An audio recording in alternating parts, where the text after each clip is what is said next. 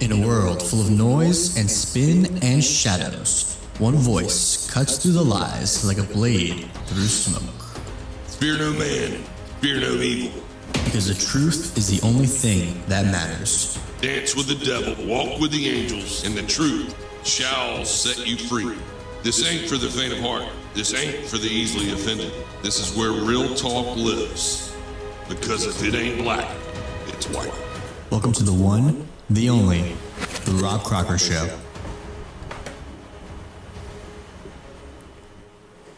All right, ladies and gentlemen, children of all ages, welcome to the Robb Crocker Show.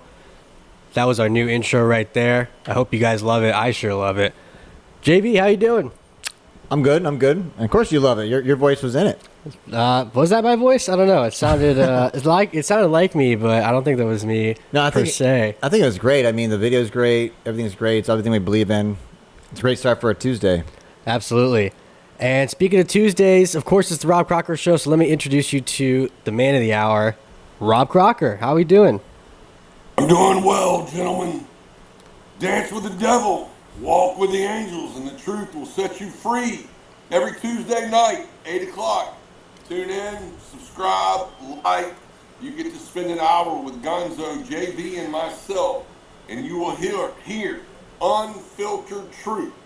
Anything else is a lie. You know why?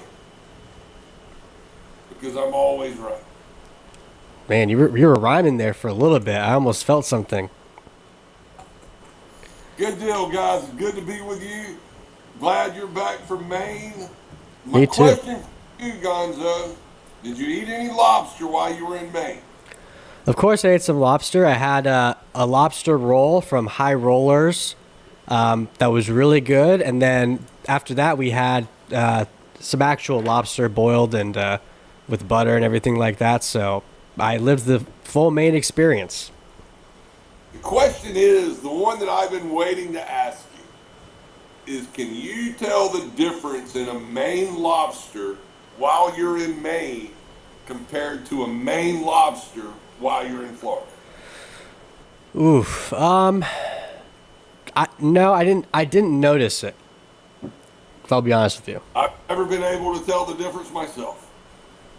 Just tasted Other like than I've been there, it's been cold, so I felt like I was in Maine, Mm-hmm. but the lobster itself tasted exactly the same. The only lobster that I've had that tasted any different was, of course, at the vineyard when Chef Liz has delicately prepared it. So yes, I can tell the difference between a lobster from Maine that's served in Florida and a lobster in Maine. But only when it's served at the vineyard, because they know exactly what they're doing. Exactly. When you go to Red Lobster and you see lobster swimming around in tanks, I think they should have a tag on them, expiration date. Because how long has it been actually swimming at the Red Lobster? Or any other seafood place? Right. So fresh might not be fresh any longer on lobster. Speaking of people we love, brands we love, we have Branch and Barrel as always. That's what we're going to be drinking tonight. Branch and Barrel is the best whiskey in all of Colorado, and soon to be the rest of the world. I promise you that. And of course, we're repping Blackheart Gear. All your gear can be found at Blackheart Gear. T-shirts, hoodies, hats. The hats have been a great hit, so make sure you check out that Blackheart Gear and get yourself suited up. Especially since fall and winter's coming up, that's probably the perfect brand for you to rep. Absolutely. We want to be at an aisle in a gas station, and when you walk in there, you see that, and you're like, you recognize it, you feel a part of our family, because the Robb Crocker Show is a family. We're small, we're growing, but we all want to grow together, and it's very important for us to work as a collectively group. You have the opportunity to tell a friend about our show. You have the opportunity to tell a neighbor about our show. We're not one-sided. We just tell the truth. And if the truth is one-sided, I apologize. But that's what the Robb Crocker Show does. We give you a voice to hear, and what we tell you is a factual statement. It's not to be interpreted or anything else. When I tell you the Vineyard is the best restaurant in the greater Orlando area, I'm telling you the truth. When Gonzo tells you about the whiskey, he's telling you the truth. I can't wait to get my hands on the vodka because I'm sure I will be switching brands of vodka. So just always realize the Robb Crocker Show is the truth. 101. Absolutely. And we can't wait to try that vodka. We're going to be celebrating together once that comes in. But enough of that. We got a whole 55 minutes left to get into some very interesting topics. What do you want to talk about first? I want to talk about the truth. The truth.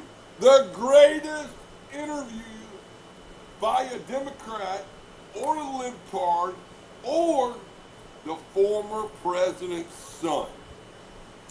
I found it entertaining. I found it heartening. I found it finally someone had the courage and the audacity to tell America the truth about what really happened with the former President Biden. And I also realized there's an individual out there that drops the F-bomb more than me. No, that was crazy. I thought it was a phenomenal interview. You ask him a question, he gave you an answer. Whether you like the answer or not, that's upon you. But he answered the question openly and honestly. No, that was absolutely insane. I think he dropped more F-bombs in a single minute than I heard anyone else in my life say. You know what? It was refreshing.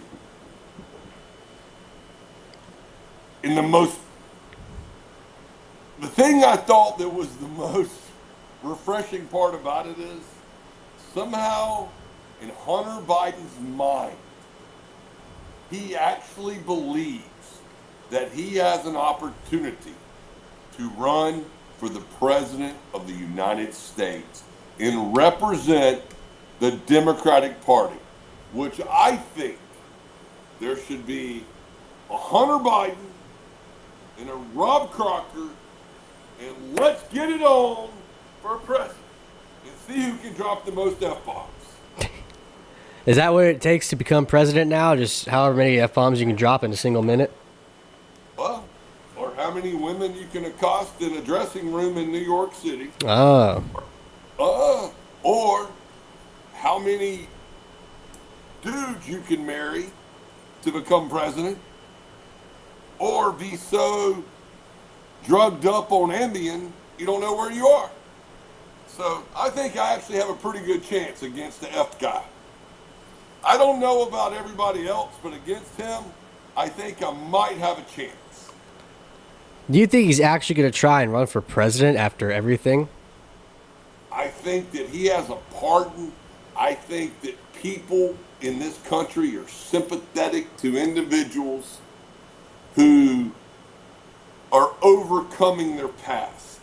So yes, I think there will be a group of individuals who gravitate around him. Look at what is going on in New York City with the mayor. 800,000 people voted for a guy that's a stone cold idiot. Oh, that's most Democrats. That wants to destroy a city. JB, tell me what do you think about the guy running for New York? Well, I think they're all losers. But, I mean, for one, we don't know the voting system has actually ever been fixed. So 800,000 votes doesn't mean anything to me in a blue state, for one. Two, they always vote the brainless idiot in because they're the one who's easily controlled. And then on top of all that, if Hunter Biden wants to run, he's either controlled by the white hats or he'll just be controlled by his own party, just like his own father was. Like father, like son, because the apple doesn't fall far from the tree. The problem with that scenario, JB, there was never a fucking tree to fall off of. Damn. Just a vine or See, something. Gonzo, I can be funny. Of course. I laugh at you all the time. That's a good thing. Makes me feel good. What cigars you boys smoking tonight? We haven't lit quite up yet, but I'm going to have a cigar from Blend and Barrel. It's one of their house blends, the Sumatra. Yeah, actually, it's funny. I accidentally bought the same one, and Accidentally. But yeah, that's what we're enjoying tonight. Well, I know how much you and JB enjoy cigars and are connoisseurs of that environment. And I want to take a few seconds or a few minutes to allow both of you to explain about the Cigar Guys, how y'all came to fruition, and where we are today with y'all, and what the goal is moving forward.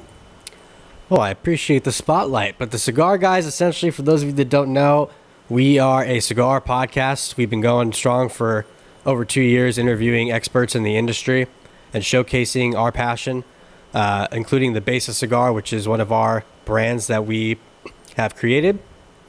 And right now, the goal really is just to be the number one source of all information regarding cigars and to actually help other brands and businesses expand in that industry as well. So you're going to be seeing a lot more from us in the coming days, and we're really excited about what we do. And we hope that if you like cigars as well, you can go check out the Cigar Guys everywhere you get your media, whether it's YouTube or any social media. We're all over there.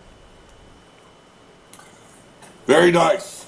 And I'm glad to have you guys a part of the show with me. It gives a different environment from old to youth. And it's not all about an age. It's all about a mindset. Everyone who wakes up in the morning should wake up trying to figure out a way to be better today than I was yesterday. This is whether you're a Democrat, a Republican, a black person, a Hispanic, a white person, wherever you are in the world today when you wake up. If you don't think about being a better person for the environment that you're in, stop waking up. It's that simple. Because we're in an environment today with humanity. We're going to look up and none of us are going to be needed. AI will take over. AI will replace Crocker. AI will replace Gonzo. AI probably can't replace JB, but it'll try. it'll try. But I thought about this afternoon. There was a movie that was out, and we're going to kind of spin the ball around a little bit because we're going to talk about a lot of stuff. But there were two robots that fought. It was it was a movie, and I can't remember, the guy was werewolf in another movie, but he had a robot. He took around and fought another robot. So this is kind of where I was thinking AI is going, to where you're going to stop rooting for actual players, people. You're actually going to start rooting for different machines that fight each other. And maybe somebody that's listening or can comment later to tell me the name of the movie. But it was a good movie. And I wish I could think of the guy's name. But How recent was the movie? What's that? How recent was the movie? Within the past 5 years. The guy was from... Was it not Real Steel? He was in one of the popular... Racing movies? No, he was in popular superhero movies. Werewolf. He was Werewolf. He was Werewolf in the movie. So what is his name in that movie is relevant to this conversation. Werewolf. In the movie, he had claws. Oh, Wolverine. You're talking about Hugh Jackman. Wolverine. Yeah. So it's Real Steel. Hugh Jackman. Okay, Hugh Jackman, Real Steel. How close are we to that? Of filling up arenas watching AI robots fight one another. I mean, I think Where that people actually gravitate to a machine.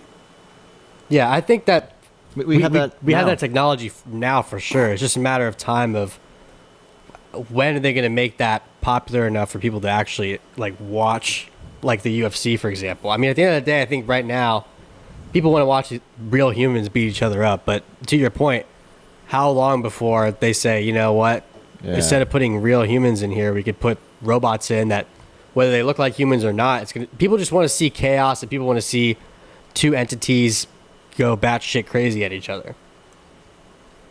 Well, that is the lead in to this.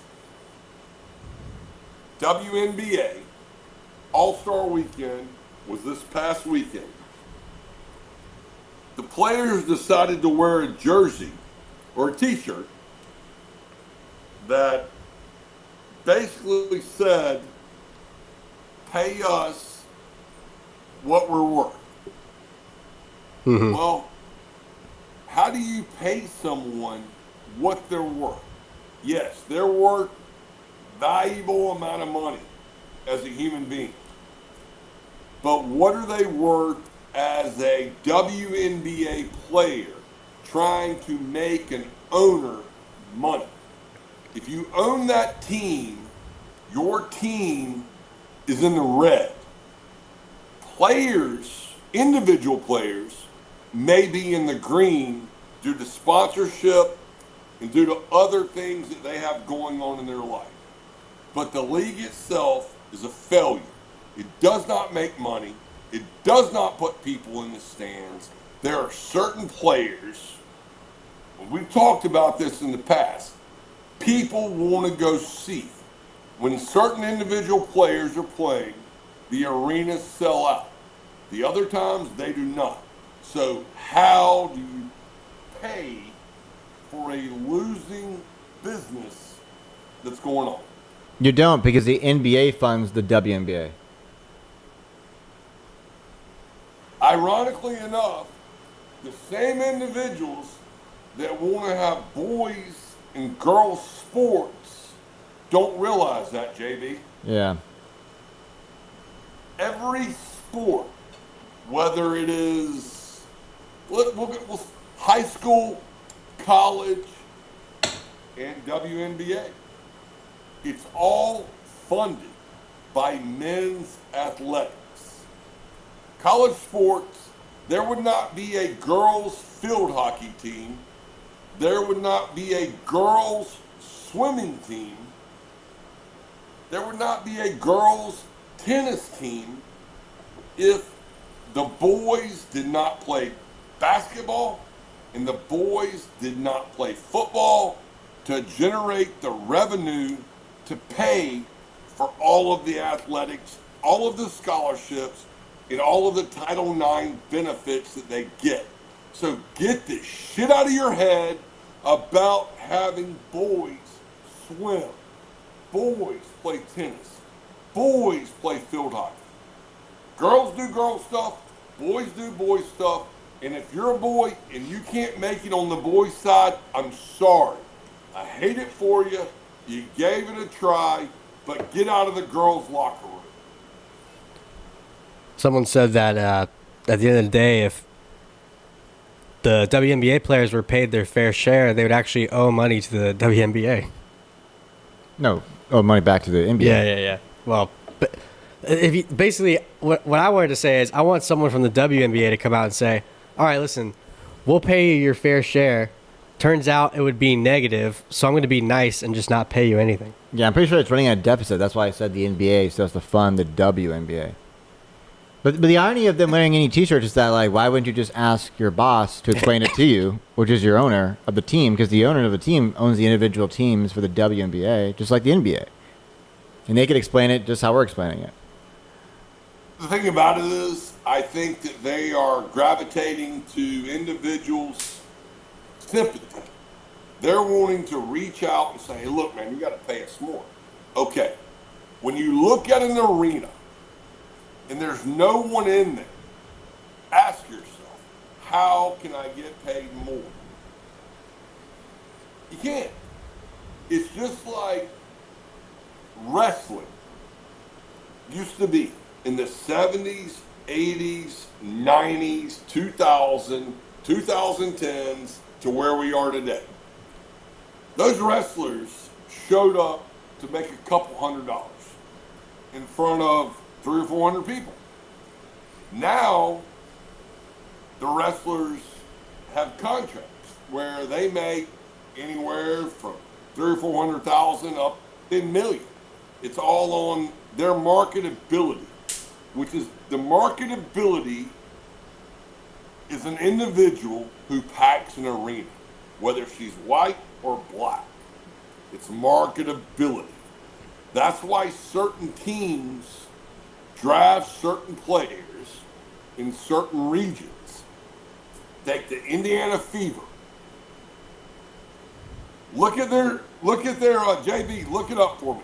What's their average attendance? Average Average attendance for the Indiana Fever WNBA. Well, there's attendance too, and then of course it's how many people are actually watching on television too. But to your point, like any business, if the business makes more money, you can either hire more people, or you can pay your existing employees more to do more work, whatever the case may be. So if the WNBA is a business and they were making more money, whether it's through ad revenue or whatever the case may be, they could then pay the players more money. But like we just said, the WNBA is technically at a deficit, and they're taking money from the NBA to fund these players. So for them to ask for more money doesn't actually make sense. They're lucky that they're getting anything at all. JB, what'd you come up with? Oh, I mean, I don't have a real good comparison here. I want to know what I'm asking. I want to know what the Indiana Fever's average attendance is. Then I want to know what the average attendance is of a standard WNBA game. All right, we'll find that. Because I guarantee you it will be significantly home game. It's a home game. I guarantee you it will be significantly less. And then you have people, quote unquote, ballers, who are out there thinking that they are entitled to more money. So when you say, I am owed more, well, why are you owed more? Are you the best golfer in the world? Are you like Scotty Scheffler? He goes out every weekend. He performs. He makes his money. But when you are a team player, working for a team, working for a company, which is the ownership of the team that you play for, and they lose money, how can you expect to get paid more money?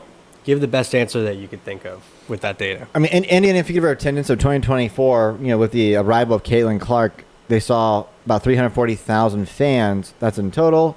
That's an average about 17,000 per game for the home game, which sets a WNBA record. Right, but then compare it to, like, I don't know, any NBA game in 2024 or season. Compare it to, like, the Houston WNBA team. Just compare it. She Gotcha. brought so much value to the organization. What I want to do, it's a spreadsheet that basically says, I got this player and I got another player. My fans want to come watch these players. I have other players in other cities to where it's 70% less that come watch. Yeah, the average for the Sac State, the average NBA attendance starts at 18,000. So I mean, so you're saying that the Indian Fevers, the WNBA, is almost in comparison to an NBA game. Now we have to look at the other teams on the WNBA and see how they do in terms of attendance. Because I get where your point is. There you go. The point That's what I'm getting at. Yeah, the point you're trying to make is Jonathan. how much better is that team's attendance compared to the rest of the WNBA? Absolutely. So when someone asks, pay me what I'm worth, you go to the team that's got 17,000 people there watching, you pay them what they're worth. When you got a team that's got 5,000, pay them what they're worth. I think The fact of the matter yeah. is they don't have the fans that the NBA does. It's just basic numbers. So I think that right now, let's say in 2024, Yeah. on average, a team will get 10,000 fans in attendance, whereas the Indian Fevers will get about 18,000. But Okay. but also, the average for teams overall increased in the past 2 years because of, like, Caitlin Clark, for example, because she was bringing more fans to the game overall. I never like to get into the black and white thing. But if it ain't black, it's got to be white. Look at a screen of an NBA game. Look at the attendance. Yes, there are black people at the game. Those black people are at the game are on the lower tier with the highest ticket price. You look at the rest of the arena, there's not black people in the stands. They're not there. They may buy the merchandise, they might buy the shoes, they may do whatever. But you look at the WNBA, it's completely opposite. There are not fans there other than people supporting different players. Yeah. And it's just, it is what it is. Well, kind of like what you've been saying or to summarize, it's all about the talent. So you can go to just about any you can go to just about any NBA game and be entertained because the level of talent there is going to be good for most of the NBA teams. But when it comes to the WNBA, most people are going to this one specific team because they have good talent there. And as far as the rest of the teams in the WNBA, it's boring. This is where the character of an individual and a man came into play that I admired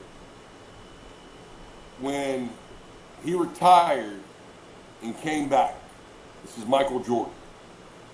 There's an argument out there whether he's the greatest player of all time, which that's an argument. No argument what here. I'm getting ready to say is not an argument. He came back to play for the Washington Wizards. And the reason he didn't go back to the Chicago Bulls is because he'd already won 6 championships. If he'd have won, it would have been good. But if he'd have lost, it would have clouded his memory. So he went to the Washington Wizards. He played there. He helped that franchise grow.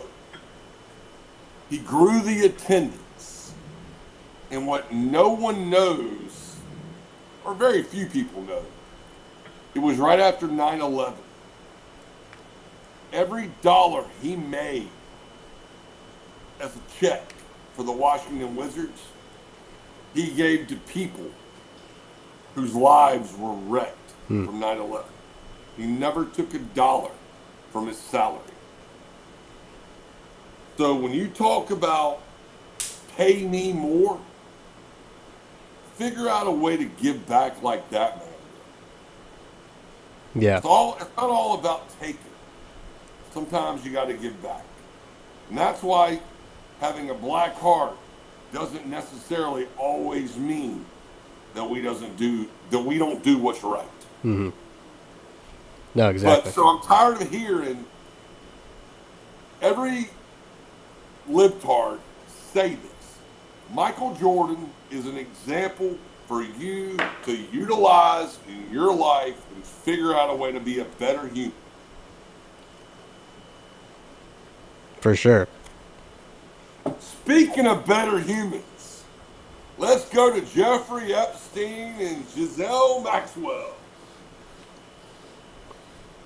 Why do you think Miss Maxwell wants to talk to the Department of Justice now? What is she going to get out of the deal, JB? The same thing Jeffrey Epstein's going to get out of the deal. Oh. But to be fair, JB thinks he's still alive, so that's what you mean. She's going to get out of there? You're not going to whack a multi-billionaire Mossad agent. It makes zero sense. Especially when they just admitted there's 3 minutes of footage missing from the videotapes last week. Right? You know it's right in front of your eyes. It's right there. So we're believing on the Robb Crocker show, per JB, that Jeffrey Epstein is still alive. I believe it, yeah. For sure. All right, well, the best part about this show is there's 3 of us. So that's 33.3. So let's go to you, Gonzo. I'll share a different opinion. I would say that, she's definitely going to get some type of immunity, which honestly would go kind of coinciding with what Jared's answer is. So Ghislaine Maxwell essentially would get a plea deal of some sorts. But I was going to say, too, I know that Pam Bondi and her team wants to make that conversation happen. I don't know if there's been an official answer from Maxwell yet. But it seemed Sorry like... to interrupt you. Yes. Maxwell's attorney came on and said they are meeting. Okay. They are meeting. All right. So, yeah, to answer your question, there's going to obviously be some sort of plea deal. And she'll probably end up disappearing, maybe not in a similar fashion as Epstein, because that would be too obvious. Surely they'll learn by now. But she will essentially testify and then find her way out of the spotlight, I believe. I think that, number 1, she's not an attractive woman. Number 2, she had to be the greatest tool in the world for a wingman for Jeffrey Epstein to go out and get what she did, what talent, how, where, who knows. But that was a good gambit there.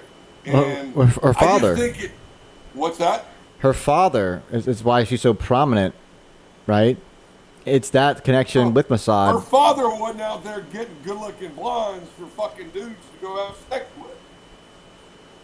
And I want to know, Jeffrey Epstein was not the only guy tagging these women. It just wasn't happening. Right.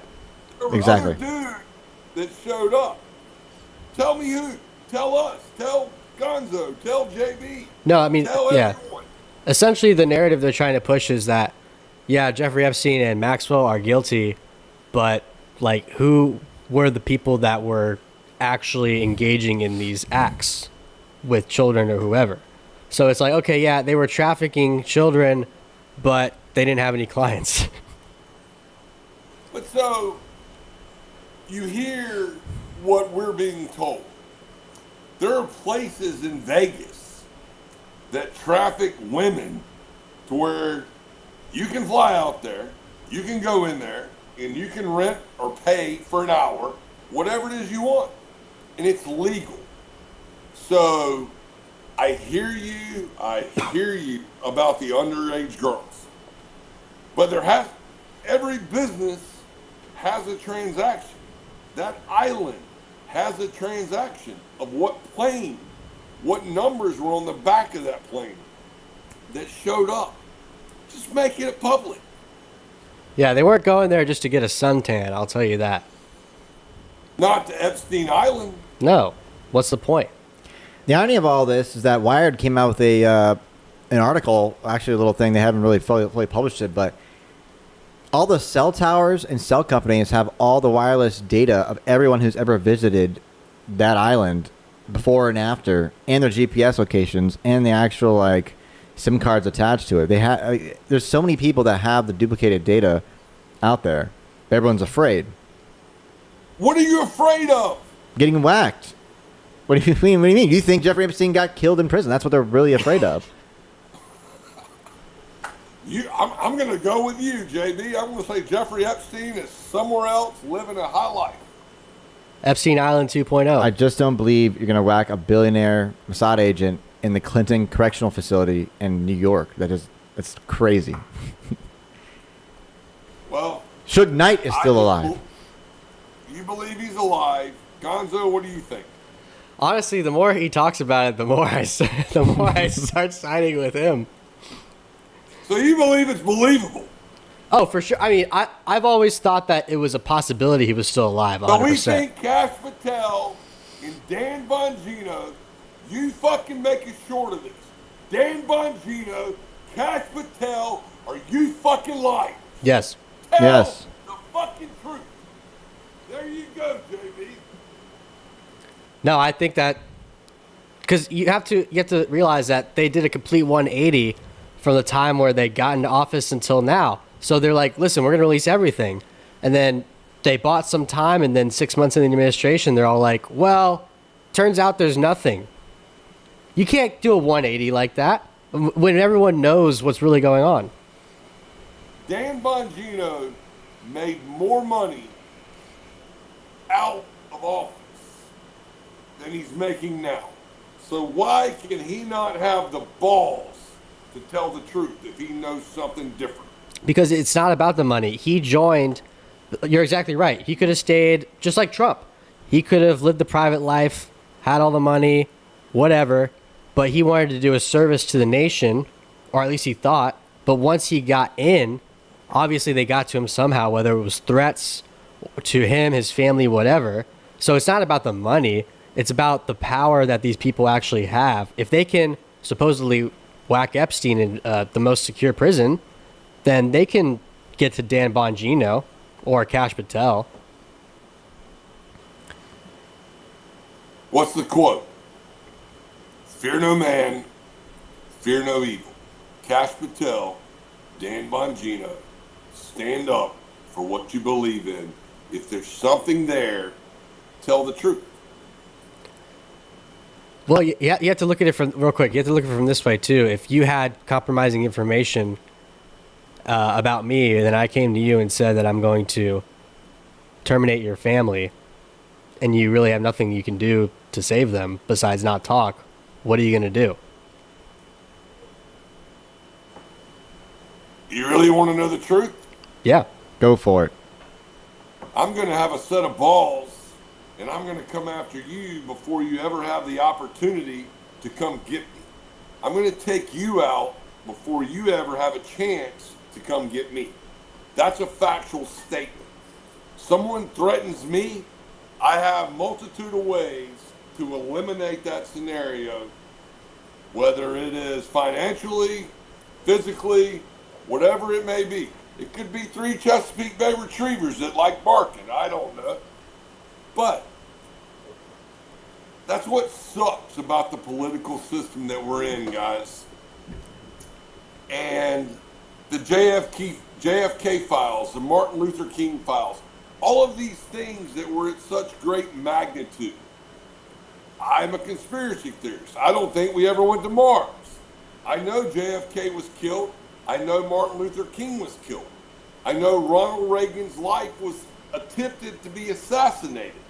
Do I think all of the facts came out on that? No, I do not. I think it's unfortunate that there's people in the government offices. This is why I always revert back to term limits. When there's people, when you hear Hunter Biden say, my dad was there for 50 plus years. Okay, kumbaya. When you look at what Jesse Helms, Strom Thurmond did from South Carolina, did they benefit the country or do they benefit themselves? You have an opportunity to serve a length of time to where you can accomplish as much as you can accomplish, and that's it. Instead of making your livelihood being a part of the concrete of Washington, D.C. I don't know what else to say, guys, but other than people like us, have to decide term limits are relevant. They matter. That's what will control, ultimately, the success of the United States of America. It can't be people who have been there 20, 30 years. Yeah, I just think when it comes to situations like this, the powers that be that are involved are much greater than we even realize, and we may never actually realize how much control they have. And I don't think that even term limits could fix the situation that we're in. I think in concept and in theory it should, obviously. But with the fact that it doesn't matter which president is in office, nothing really ever gets done, is something that is overlooked big time. Who do you think is the most powerful person in the world right now? I don't think it's a person. I think it's a group of people. But I also don't want the show to get canceled either. But anyways, back to Cash Patel and Dan Bongino. I think it's a time thing. They were allowed to hype up a crowd, which is the right, about they're going to review the release, right? Then the retarded left is now all thinking something they're going to release it too. But I think those files that they're trying to release are they're doctored. So I think what Trump has done is orchestrated both the left and right to want to release the files, and he'll release them when he wants to.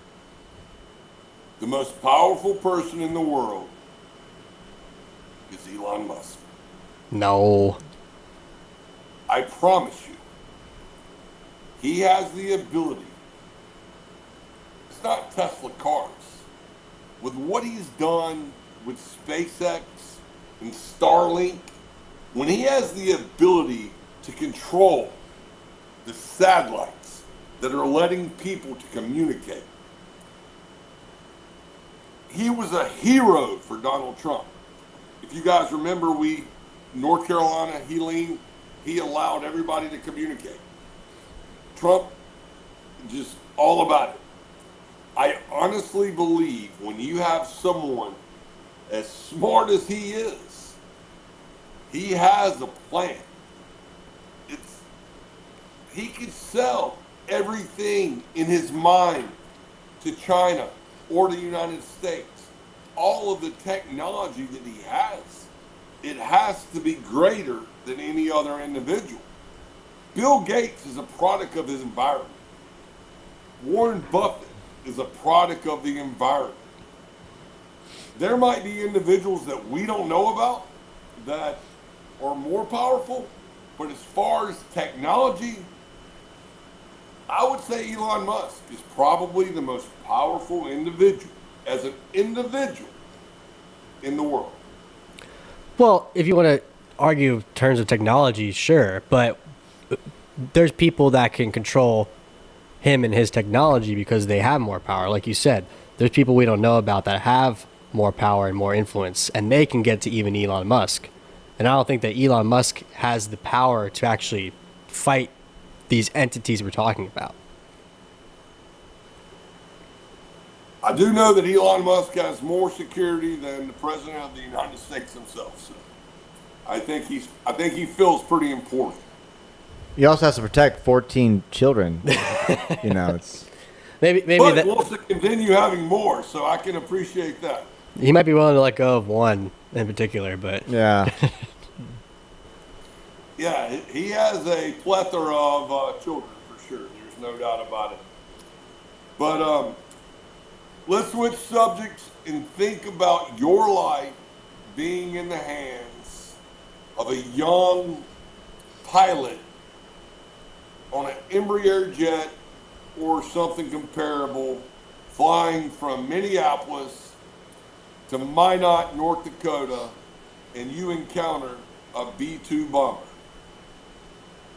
And your pilot decides he's going to make an aggressive move to get out of the way of that B-2 bomber and comes on later.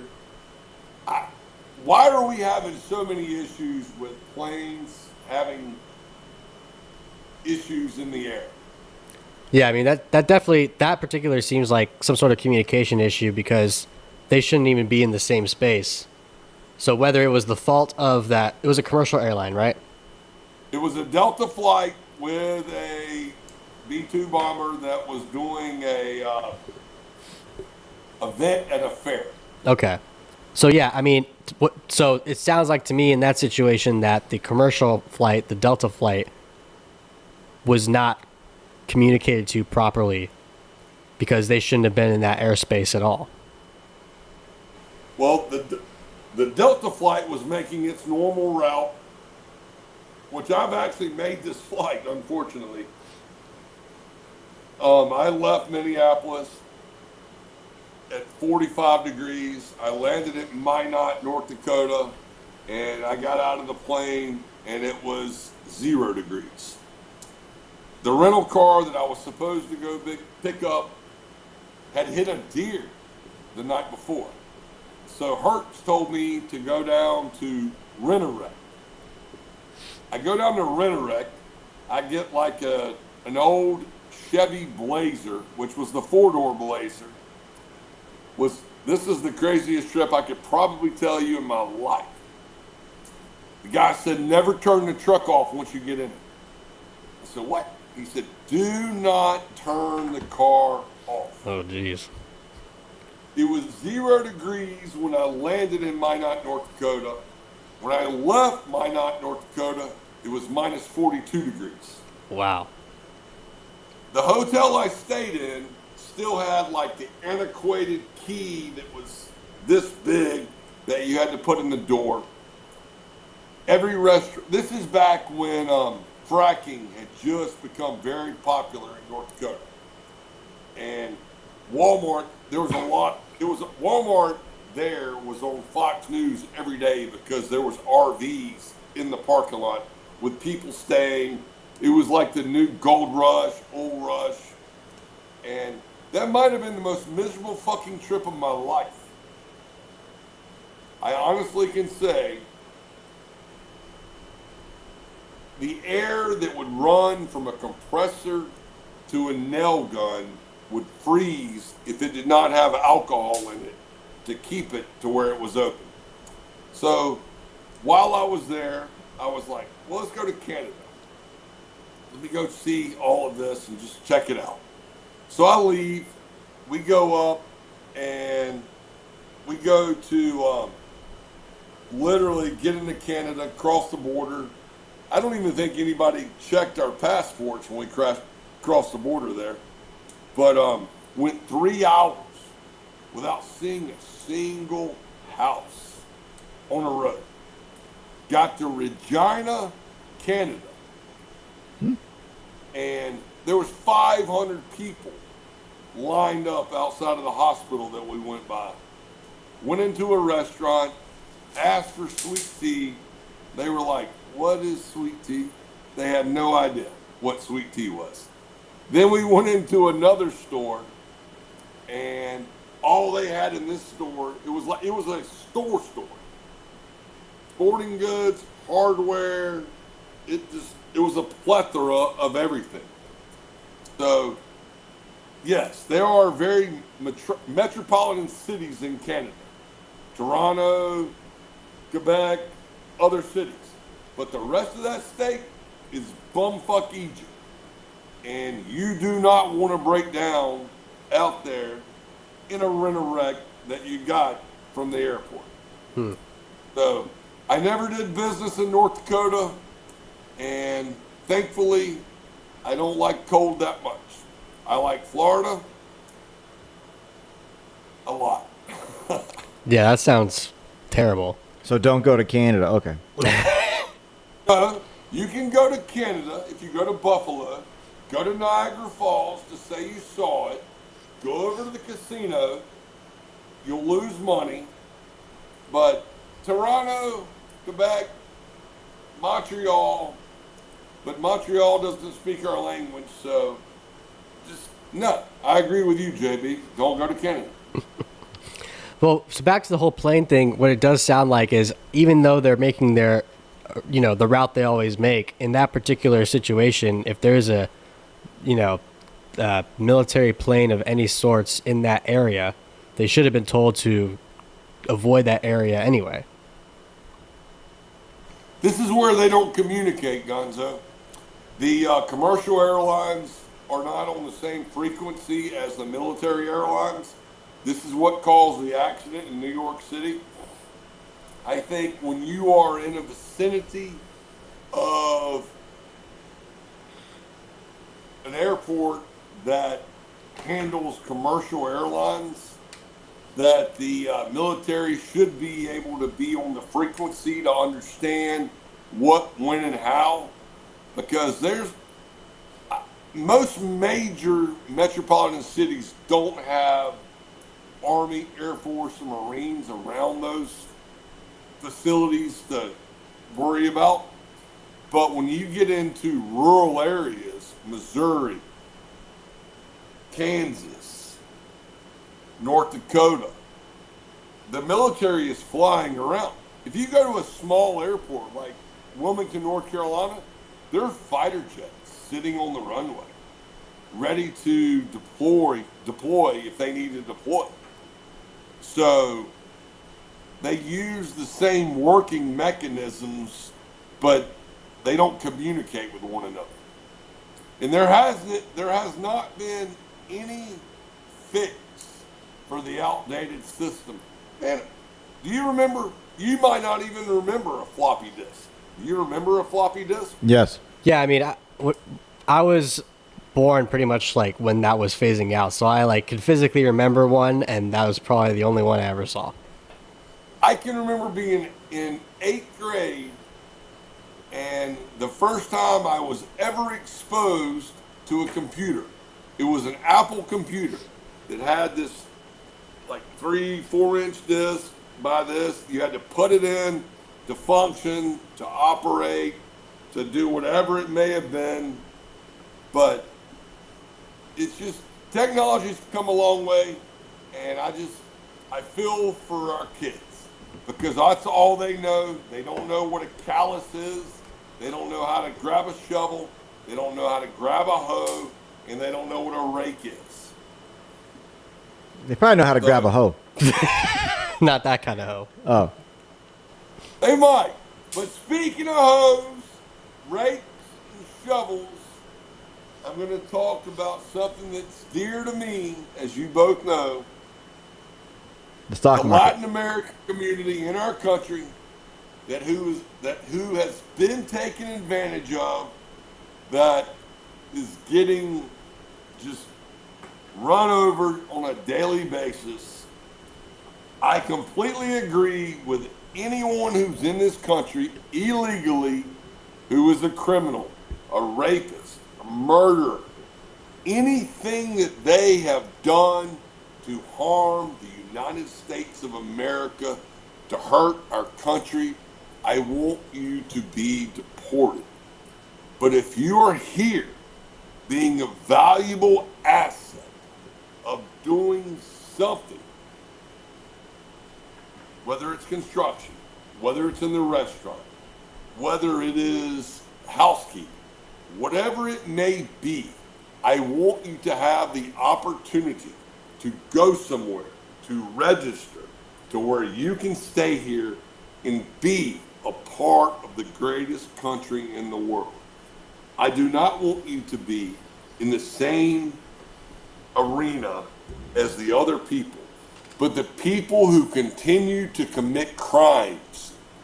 New York City this past weekend, someone got mugged, got shot by an illegal immigrant. You get classified in that, unfortunately. White people, black people, all of these people commit crimes on a daily basis. Unfortunately, in the environment that we're in right now, if you happen to be an illegal immigrant, it's magnitude tenfold. Whatever you do, whether you're white, whether you're black, whether you're Hispanic, if you get pulled over by the police, do not run away. Because the minute you run, you have opened yourself up to being shocked. Put your hands up, put your hands behind your back, have a chance to fight another day. Put your hands up for sure. If you put your hands behind their back, they're going to assume you're reaching for a weapon. No, well, follow their instructions. Yeah, I get what you mean. When they're putting cuffs on you, just, do it and deal with the issue later. I hate it. I know the initiative has goodwill.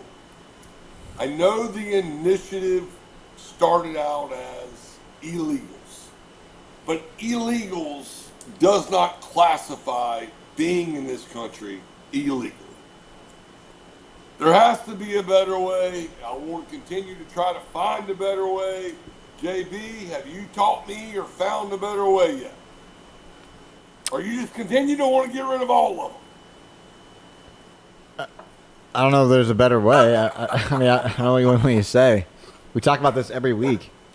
Yeah, we're going to talk about it, and I want to hear you say it every week. I want to get rid of them all. I mean, you said that. I don't know what they're going to do. Gonzo, have I ever said I want to get rid of them all? No, I think what he means is you've accused him of saying that. Well, JB, right now, tell me how you honestly feel. I mean, I voted for Donald Trump. I'll just let him deal with it. I mean, we have bigger and more important things to focus on, honestly. Like saving what's America. The biggest thing right now, we're going to get it off our ship. It's that time of night. So, Gonzo, excuse me. JB, what's the biggest thing that you want to get off your ship tonight? I think arrests have to happen. I completely agree with you. The files have to come out in some way or shape or form. Definitely within this year. Ideally before midterms, because that's a whole other year from now. Accountability has to be seen, or people will just not trust the system anymore. I think we want to walk off the, not holding accountability. And I don't know where that starts. I'm not sure where that begins, what arrest has to take place, what indictment has to go through, but accountability has to happen. So I don't know who we need to walk off the plank, ideally, but someone has to. Well, we got to get a lot of shit off our ship, Gonzo, so what are you thinking? Yeah, I think just corruption in the United States government as a whole, in a perfect world, we could walk that off the plank and anyone who's involved, similar to what JB said. But that's a big ask. I hope we get there one day, but in the meantime, let's definitely go after the fish that we can, hold people accountable, especially in our government, and find out who is really behind it all. Meaning, for example, the Epstein situation, who controls our politicians, because it's certainly not the American people anymore.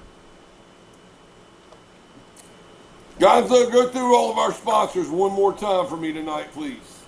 Absolutely. Branch and Barrel, the best damn whiskey in all of Colorado and soon the rest of the world. My personal favorite, the flagship bourbon, and a very close second, the wheated bourbon. A great company that makes great product and releasing new products soon. Stay tuned for the vodka. Of course, repping Blackheart gear as always. The hats are selling out, so make sure you get your hats before we sell out. And they got shirts, hoodies, jackets, everything, just in time for the fall coming up, and then the winter shortly after. Of course, the cigar guys are always here. Always. Smoking the best cigars and bringing you the best opinions from a younger generation that usually just sits around and smokes cigars because they don't want to deal with the real world. And, of course, the Vineyard, our go-to spot to eat here in Lake Mary, Florida. The best food, the best service. I can't imagine a better place in Central Florida than the Vineyard. Well, we're going to wrap it up tonight, guys. I want to thank both of y'all. It's difficult sometimes when we do our show because my heart gets torn between what's reality and what's not. We started the show tonight by saying how grateful and thankful I was that Hunter Biden actually came out and said what he believed and what he thought for 3 hours. I actually thought that was pretty phenomenal. And what's interesting is the mainstream media blew it off. But he said the truth. And sometimes, as I always say, the truth will set you free. This individual was in the know. He knows what he was speaking of. He experienced the pain from his father. He experienced the agony of giving up the presidency the way he did. So I want everyone to remember it is critical to surround yourself with people who love you, who care about you, and who want to be on your ship. And if they don't, get them off. Absolutely. Great way to end the show. Thank you guys for all tuning in. Make sure you're subscribed if you haven't. Hit that notification bell so you can stay updated with when we upload new episodes and new short content here on YouTube. And you can find us on Instagram as well, at The Robb Crocker Show, for more shorts from the show and different videos to come. So thanks again for tuning in. We'll see you next week.